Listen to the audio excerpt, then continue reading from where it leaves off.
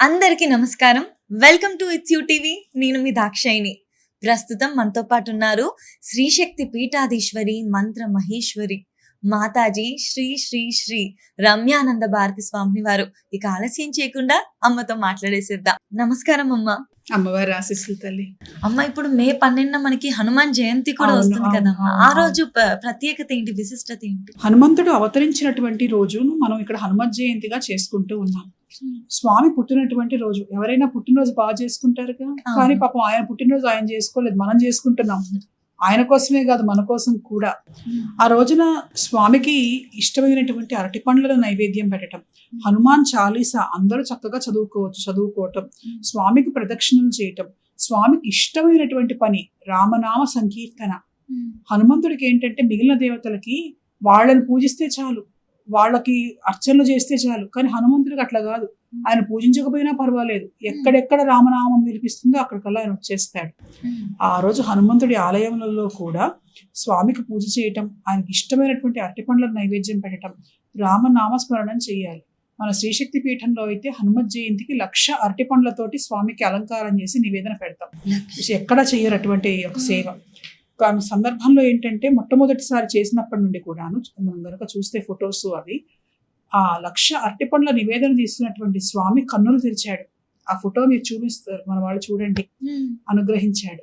అట్లా మిగిలిన దేవతలకి హనుమంతుడికి ఒక వ్యత్యాసం ఉన్నది. త్రేతాయుగంలో ఆయన ఏ శరీరంతో ఉన్నాడో ఇప్పటికీ కూడా అదే శరీరంతో హిమాలయ ప్రాంతములలో ఆయన ఉన్నాడు చిరంజీవిగా. రాముడు తన శరీరాన్ని విడిచిపెట్టి వెళ్ళిపోయాడు, కృష్ణుడు వెళ్ళిపోయాడు, కానీ హనుమంతుడు అట్లనే ఉన్నాడు చిరంజీవిగా. కనుక మిగిలిన దేవతల కంటే కూడా రుద్రాంశ సంభూతుడైనటువంటి హనుమంతుడు, రామదాసుడైనటువంటి హనుమంతుడు, ఆయన పిలిస్తే తొందరగా పలుకుతాడు. భూత ప్రేత పిశాచములు ప్రతి గ్రామంలో కూడాను ఒక హనుమంతుడి విగ్రహం కనిపిస్తుంది. గ్రామం, ఆ గ్రామ శబ్దంలోనే రామశబ్దం ఉంటుంది. రాముడు లేనటువంటి గ్రామం ఉండదు, హనుమంతుడు లేనటువంటి గ్రామం ఉండదు. భూత ప్రేత పిశాచాలు ఏవైనా ఉంటే వాటిని తొలగించడంలో మొట్టమొదటగా ఉంటాడు ఆ హనుమంతుడు. అందుకని పిల్లలు కనుక ఏమైనా అర్ధరాత్రి పూట ఏమైనా గమ్ముకొని నిద్రలేచి ఏడుస్తూ దేనికన్నా భయపడుతూ ఉంటే కూడా హనుమంతుడు సింధూరం తెచ్చిపెడుతూ ఉంటారు. అలాగే భయం కలిగితే హనుమాన్ చాలీసా చదువుకోమని చెప్తారు. కాబట్టి ఆ అభయ స్వరూపుడైనటువంటి హనుమంతుడు, ఆయన యొక్క జయంతి వస్తున్నది. అందరూ కూడా ఆ రోజు హనుమంతుడి దగ్గరికి వెళ్ళి స్వామిని దర్శించండి. స్వామికి ఇష్టమైనటువంటి అరటిపండ్లు పెట్టి కుదిరితే కోతులకు వేయండి, లేదా మానవులకైనా ఇవ్వండి. రామనామస్మరణ తప్పకుండా చేయండి. స్వస్తి. అమ్మ, స్త్రీలు హనుమంతుడి విగ్రహాన్ని తాకవచ్చా? ఏ విగ్రహాన్ని ఎవరూ కూడా తాకకూడదమ్మా. ఎప్పుడు తాకకూడదు అని అంటే, దేవాలయంలో అయితే నేను రెండు విషయాలు ఉన్నాయి ఇందులో. దేవాలయంలో ఉన్న విగ్రహాలు, ఇళ్లలో ఉన్న విగ్రహాలు, రెండిటికి చాలా తేడా ఉంది. దేవాలయంలో ఉన్నటువంటి విగ్రహాలలో 2 రకాల ప్రతిష్టలు చేస్తారు. యంత్ర ప్రతిష్ఠ చేసినటువంటి చోట గర్భాలయాల్లోకి ఎవరు వెళ్ళరు. ఇప్పుడు పురుషులైనా బ్రాహ్మణులైనా అర్చకులు అక్కడ ఉన్నటువంటి వాళ్ళు మాత్రమే, ఎవరికైతే ఆ అధికారం ఉన్నదో వాళ్లే వెళ్తారు తప్ప మిగిలిన వాళ్ళందరూ వెళ్ళటానికి ఉండదు. కానీ వాయు ప్రతిష్ఠ అని చేస్తారు. ఆ ప్రతిష్టలో ఎవరైనా సరే వెళ్ళి విగ్రహం తాకచ్చు, స్త్రీలు గాని పురుషులు గాని. ఇప్పుడు మన శ్రీశక్తి పీఠంలో హనుమంతుడు ఉన్నాడు, స్వామికి వాయు ప్రతిష్ఠ చేశాము, చక్కగా ఆడవాళ్ళందరూ వచ్చి పూజలు చేసుకుంటారు, తాకుతారు. భగవంతుడు ఆయన. అంటే కొంతమంది స్వామికి పెళ్ళయింది, ఆడవాళ్ళు తోకను మాత్రమే తాకాలి, ఇవన్నీ వాళ్ళ అభిప్రాయాలు, వాళ్ళ సొంత అభిప్రాయాలు అంతే. వాటికి శాస్త్రబద్ధమైనటువంటి ఆధారం ఎక్కడా లేదు. ఇంట్లో పూజ చేసుకుంటామమ్మా. ఇప్పుడు రామ పరివారం పెట్టుకుంటాం, అందులో హనుమంతుడు ఉంటాడు. ఆయన ముట్టుకోకుండా మిగిలిన ముగ్గురిని తుడిచి వాళ్ళ వరకు పూజ చేస్తామా? చేయలేంగా. చక్కగా ముట్టుకోండి చేయటం అనేటువంటిది ఉన్నది, మన ఇళ్లలో మనం చేసుకుంటాం. దేవాలయాలలో ఏంటంటే ఇలా వాయు ప్రతిష్ఠ అందరూ ముట్టుకోవటానికి వీలైనటువంటి విధంగా కనుక పెడితే చక్కగా వీళ్ళు ముట్టుకోవచ్చు, పూజలు చేసుకోవచ్చు.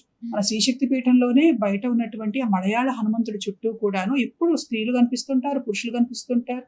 వచ్చి ఆడవాళ్ళు అక్కడ హనుమాన్ చాలీసా చేసుకుంటూ ఉంటారు. కాబట్టి ఇవన్నీ కూడా ఎలాంటి సందేహాలు పెట్టుకోవాల్సినటువంటి పని లేదు. చాలా చక్కగా చెప్పారమ్మా. ఈసారి హనుమాన్ జయంతికి మీరు అన్నట్లుగా వెళ్ళి దర్శనం చేసుకొని స్వామి చాలీసా చదువుకుంటూ అందరూ కూడా ఎటువంటి సందేహం లేకుండా తాకవచ్చు, స్వామివారిని పూజ చేసుకోవచ్చు. వాయు ప్రతిష్ఠ తాకేటువంటి స్థితి అక్కడ ఉంటే దేవాలయంలో, దేవాలయానికి సంబంధించిన వాళ్ళు అనుమతిని ఇస్తే ఖచ్చితంగా తప్పకుండా.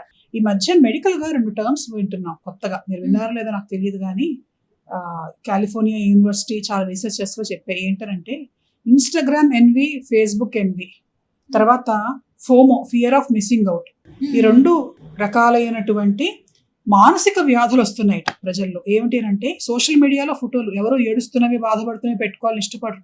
బాగున్నా బాగాలేకపోయినా మేము బాగున్నాము అని అందరికీ చూపించుకోవాలనుకుంటారు. అవి చూడగానే చూస్తున్న మిగిలిన వాళ్ళు ఎన్వి అంటే అసూయ. ఈ ఇన్స్టాగ్రామ్ ఎన్వి, ఫేస్బుక్ ఎన్వి అంటే ఏంటంటే అది అమ్మో వాళ్ళు ఎవరో బాగున్నారట, మనం బాగాలేము, వాళ్ళు ఎంత బాగున్నారో అని ఒక అసూయ మొదలవుతూ ఉండి దాంతో దహించుకుపోతున్నారట. అలాగే foam, fear of missing out, మనకంటే గొప్పవన్నీ వీళ్ళకు దక్కుతున్నాయి, మనమేమో చేయాలనుకున్న పనులు చేయలేకపోతున్నాము, వాడు అసలు ఇంట్లో ఎన్ని కష్టాలు పడుతున్నాడో, కొత్త కారు కొన్నాడు, దానికి పెట్రోల్ పోయించుకోగలదో లేదో తెలియదు, ఇన్సూరెన్స్ కట్టగలదో లేదో తెలియదు, కొన్న తర్వాత ఆ పెట్రోల్ ఖర్చు భరించి బయటికి వెళ్ళగలదో లేదో తెలియదు. మొన్నైతే కొన్ని రోజులు పెట్రోల్ చాలా ఇబ్బంది పడ్డారు మన వాళ్ళు. కష్టాలు ఎవరికీ తెలియవు, కానీ అది చూడగానే మాత్రం ప్రజలలో చాలా మందిలో ఇట్లాంటి ఒక మానసికమైనటువంటి స్థితులు కలుగుతూ ఉన్నాయి. అంటే ద్వేషము, అసూయ, వాళ్ళని చూసి బాధపడటం, వాడు ఎవడో తెలియదు, ముక్కు ముఖం తెలియదు. ఇంకా పూర్వకాలంలో ఏంటంటే దగ్గర వాళ్ళే చూస్తారు, వాళ్ళ దగ్గర నుంచి కూడా దిష్టి తగులుతుందేమో అని దిష్టి జాగ్రత్తలు తీసుకోవటం, తర్వాత ఎర్రనీళ్లు తిప్పటం, ఇవన్నీ చేస్తూ ఉండేటువంటి వాళ్ళు. కానీ ఇప్పుడు ఎవరో ముక్కు మొహం కూడా తెలియదు, చూడగానే అబ్బా వీడికి ఎంత ఉన్నదా మనకు లేదేమిటి అనేటువంటి ద్వేష అసూయలు మానవుల్లో పెరుగుతూ ఉన్నాయి. ఎప్పుడైతే ఒక నెగిటివ్ థాట్ అనేటువంటిది వస్తుందో ఆ నెగిటివ్ థాట్కి ఖచ్చితంగా ఒక ఎఫెక్ట్ ఉంటుంది. పాజిటివ్ మన థాట్, మన ఆలోచనకు ఎప్పుడూ కూడా ఒక పవర్ ఉంటుంది. ఇప్పుడు పెళ్లి ఉన్నదనుకోండి, పెళ్లికి ఎందుకు పిలుస్తాము? అందరూ చూసి సంతోషించాలి మన వాళ్ళందరూ. వాళ్ళ సంతోషం నుంచి వచ్చేటువంటి ఆ పాజిటివ్ వైబ్రేషన్స్ ఏవైతే ఉన్నాయో ఇది ఈ కార్యక్రమం సక్సెస్ అయ్యేటట్లుగా చేయాలి, వివాహం సక్సెస్ అయ్యేటట్లుగా చేస్తుంది అని నమ్మకం. అందుకని శుభకార్యాలన్నీ అందరినీ పిలిచి చేసుకుంటాం. అంటే పాజిటివ్ థాట్కి ఎంత శక్తి ఉన్నదో నెగిటివ్ థాట్కి కూడా అంతే శక్తి ఉన్నది. అందుకని ఈ దిష్టి ప్రక్రియలు ఇవన్నీ కూడా పూర్వ రోజుల నుంచే ఉన్నాయి. అందుకే పసిపిల్లలకు ఫోటోలు తీయకండి, కాస్త నల్ల బొట్లు పెట్టి కొంచెం అందవిహీనంగా తయారు చేస్తుంటారు. చేతులకు నల్ల రంగు తాళ్ళు కట్టి, కాళ్ళక్క నల్ల రంగు తాళ్ళు కట్టి, వాళ్ళకు అసలు పెద్ద పెద్ద బొట్లు పెట్టి అమ్మో దిష్టి తగులుతుందేమో, చూడగానే బాలేడు అనుకుంటే సరే, బాగున్నారని అనిపించకూడదు అని. కానీ ఈ రోజుల్లో ఏమైపోయిందంటే సోషల్ మీడియా వచ్చిన తర్వాత చాలా విషయాలు చాలా తొందరగా అందరికీ తెలియాలి, నేను బాగున్నామని చెప్పుకోవాలి, ఆ సంతోషాన్ని షేర్ చేసుకోవాలి అని చేస్తూ ఉన్నారు. దానివల్ల చూసి సంతోషపడే వాళ్ళు కూడా ఉన్నారు. అందరూ ఏడ్చేవాళ్ళే, బాధపడే వాళ్ళే కాదు, చూసి సంతోషపడే వాళ్ళు, అబ్బా ఎంత బాగున్నారో, ఎంత బాగున్నదో అని అటు పాజిటివ్ ఎనర్జీ ఇచ్చేవాళ్ళు, పాజిటివ్గా థింక్ చేసేవాళ్ళు ఉన్నారు, ఇలా నెగిటివ్గా థింక్ చేసేవాళ్ళు ఉన్నారు. ఆ కొంత నెగిటివిటీ ఎక్కువైతే మాత్రం ఖచ్చితంగా కాస్త ఇబ్బందులు వస్తూ ఉంటాయి. కాబట్టి మీరు ఫోటోలు పెట్టినా ఏం పెట్టినా కూడా ఇదివరకు వాళ్ళు చేసినట్లుగా దిష్టి చుక్కల పిల్లలకు పెట్టాలు, అలాగే కొత్త వస్తువులకి నిమ్మకాయలు కట్టి పెట్టినటువంటి ఫోటోలు అలాంటివి పెట్టుకుంటే కొంత మంచిది అని అనిపిస్తున్నది. గుర్తు చేసేద్దాం ఇంక పూటకి. ఖచ్చితంగా అమ్మ. అంటే మన పైన ఏడ్చే వాళ్ళు, దిష్టి తగలడం ఏ ఉన్నా కూడా ప్రయోగాలు చేయడానికి ఒకరు సిద్ధమైనా కూడా ముందుగా మనలో శక్తి నింపుకోవాలి. దానికోసం అమ్మవారి ఆరాధన చేసుకుంటే హనుమంతుడి ఆరాధన కూడా చేయొచ్చు. భూత ప్రేత పిశాచాలకు హనుమంతుడి అంటే భయం. అమ్మ చాలా చాలా ధన్యవాదాలమ్మ, మనస్ఫూర్తి ధన్యవాదాలు.